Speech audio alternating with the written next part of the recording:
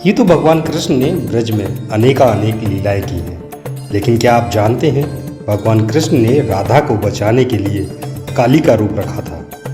हम आपको ऐसे ही मंदिर के दर्शन कराने जा रहे हैं जहां भगवान राधा को बचाने के लिए काली के रूप में प्रकट हुए थे। माना जाता है कि जो भी भक्त नवरात्रों के दिनों में यहाँ आकर माँ काली के दर्शन करता है उसकी सभी मनोकामनाएं पूरी होती हैं।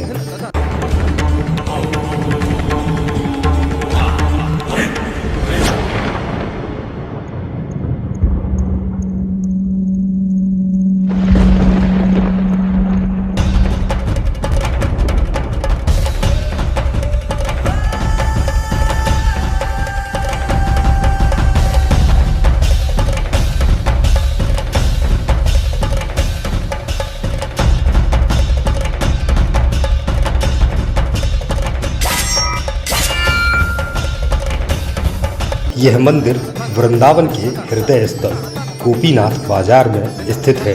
भगवान राधा और कृष्ण का प्रेम अपने आप में एक अलौकिक और दिव्य प्रेम था और नित्य प्रतिदिन राधा और कृष्ण एक दूसरे से मिला करते थे। प्यास दरस की अखियों में मन के भीतर टोह प्रीत तो बस प्रियतम से है, जग से कैसा मोह रे, जग से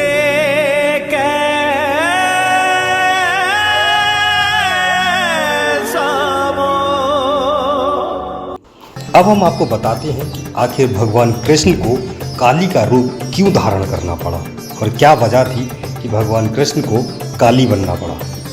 ऐसा माना जाता है कि जब राधा कृष्ण से मिलने के लिए वृंदावन पहुंची तभी वहां अयंग नाम का गोप पहुंचता है। अयंग वही गोप था जिसके साथ राधा रानी का विवाह होना तय हुआ था।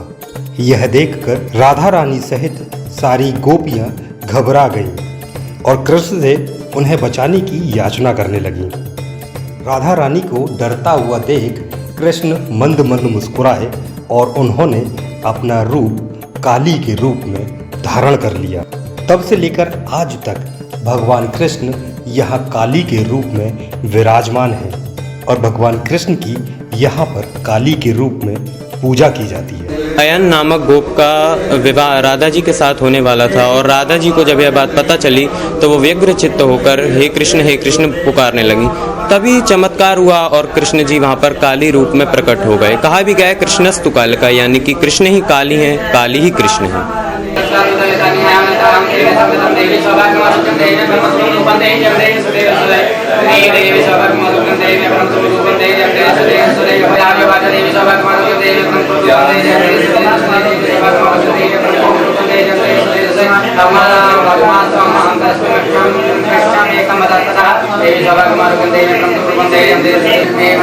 नवरात्रा के दिनों में जो भी भक्त यहाँ आकर अपनी मन्नतें मांगता है वो भगवान जरूर पूरी करते हैं। इस मंदिर को कृष्ण काली के रूप में ही जाना जाता है।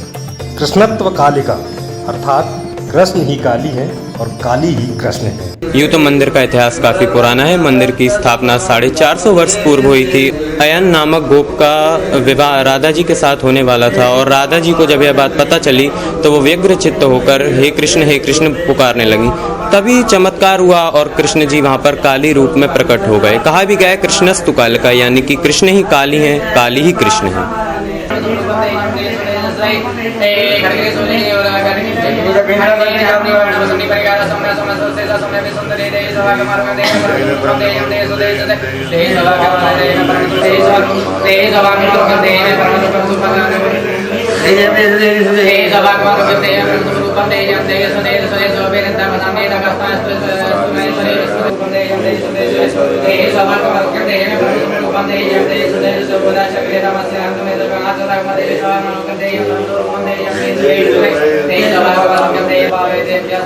चैत्र की नवरात्रि में वासंतिक महोत्सव में सतचंडी यज्ञानुष्ठान बराबर होता है।